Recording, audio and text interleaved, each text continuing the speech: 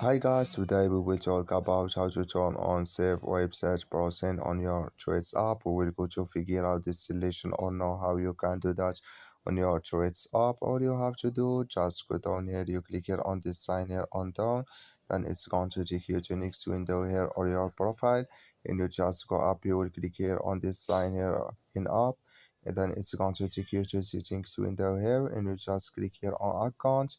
Then you come to account window here, then you just click here on other account settings, then you come to next window here and you just go down, then you come here to browser settings here, then you come to save website browsing, you will click here on this sign, and like you see this color show for us, that's my save website browsing, it's on off now.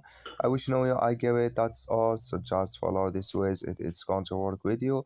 Thank you for your watching. Don't forget to support us by like and subscribe.